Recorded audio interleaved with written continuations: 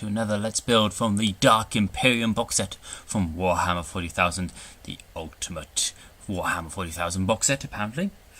In today's build I'm going to be building the Plaguecaster from the Death Guard. Be painting him on the screen, building him and talking about the lore, so I do hope you enjoy. So here are the bits for the Plaguecaster. I have cut them out and I have sprayed them in Caliban green as a base. As you can see, there are lots of roby bits, a bit of spell plague coming out of its hand, which is going to be fun to paint, as well as all the little details on the arm. I'm going to paint with some Istvan green, which will be for the armor. I'm also going to be using Fersus grey for any sort of horn growths. Going to be using a base of Warlock bronze for the metal trims around the shoulders, anything like that. Rhino hide is going to be for the staff that he holds aloft.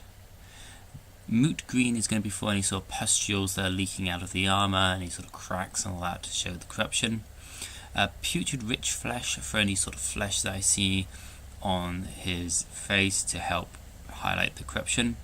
Brass scorpion once again for the shoulders and any sort of metal highlights to make them look good. And then for the highlights of the face that I'm doing, some Istvan camel shade as the shade to help with the corruption look of him. Alright, so that's the paints. Let's start with some lore. Plaguecasters fill the air with blowing filth. Every gurgling incantation they draw lungfuls of noxious vapours from Nurgle's hellish garden, before blowing them out in phlegm-thick clouds that can rot a man to the bone in mere seconds. Clouds of disease, foulness whirl and swirl through the enemy ranks as the Plaguecaster's attacks. Potent Death Guard sorcerers, these vile psychers are warp, rotted from their putrid fly-born skin to their ever-churning innards. They have bargained away what remains of their soul in exchange for Nurgle's blessing, and being gifted in exchange with the ability to channel the disgusting malice of the Plague God's forbid realm. The bloated bodies of the Plaguecasters have become a living conduit for the garden of Nurgle's toxins, miasmas, flesh-eating spore clouds, drowning plague flies, vomiting mist, and plague-thick corpse gas, all rolled within the Plaguecaster's guts, at times straining their skin to bursting point. With retching exhalations, the Plaguecasters blow these clouds of lethal filth across the battlefield to engulf the foe. The effects of such noxious clouds upon mortal victims are inevitable and hideous. Warriors collapse, choking upon their rotting lungs, even as their flesh blackens and liquefies. Armour corrodes, and weapons spark and splutter as they are eaten away. Even sealed fortifications offer no protection. The Plaguecaster's fumes, eating away metal and stone as easily as they do flesh. Not only do they have all those potent psychic corrupted gifts from Nurgle, but they also wield a corrupted staff and bright grenades to topple the foes of the decaying lord. The corrupted staff is a staff, as you would expect, made of ever-twisting wood, corrupted in the powers of Nurgle.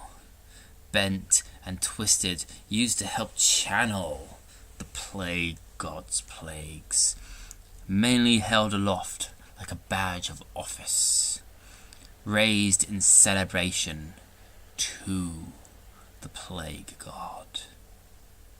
The bright grenades are also known as a death hand of Nurgle. They are explosive devices, bloated and swollen with pustules used by plague marines, by the Death Guard. When they explode, the resulting shrapnel carries deadly toxins and corrosions that can penetrate cracks in armor, causing flesh to broil and slough away, and fill the air with blinding spores, all the while keeping the victim alive until the very end. Some versions of bright grenades resemble maggot-filled shrunken heads, where others are made from actual heads of slain enemies. And of course, the Plaguecasters are known as Chaos Sorcerers. Chaos Sorcerers are mainly Space Marine librarians who choose to follow Chaos. The first Chaos Sorcerers emerged from the ranks of the Thousand Sons, and during the Horus Heresy, some of the sorcerers were exiles after the rubric of Athaman was cast, and now they sell their services in exchange for sacrifices or the chance to hunt down arcane lore. Only the World Eaters destroyed their sorcerers, Khorne having no interest in sorcery. If a librarian overreaches themselves and draws too much on psychic energy, he may be granted visions of immortality and whispers powers of promise. Most sorcerers are granted gifts by their god, which further enhance their psychic powers. They are also often selfish madmen, believing themselves superior to all others on a mighty quest for power and knowledge, to increase their mental fortitude and develop new ways of using their powers. Often, the visions given to a sorcerer are unattainable, subsequently driving them to extremes in their desire to achieve these goals. In addition to the chaos psychic powers they call upon, certain powerful sorcerers are able to wield force weapons. Sorcerers often take part in demonic pacts to increase their powers for the use of demonic energies. This pact bargains some form of service or payment in return for part of that demon's power. The sorcerer can use this power to unleash straggling psychic powers in the same way as demons use it to maintain their grip on reality. The greatest sorcerers have dozens of demonic pacts to increase their powers to unimaginable ends. While this can be useful and attractive, eventually a price must be paid by the sorcerer.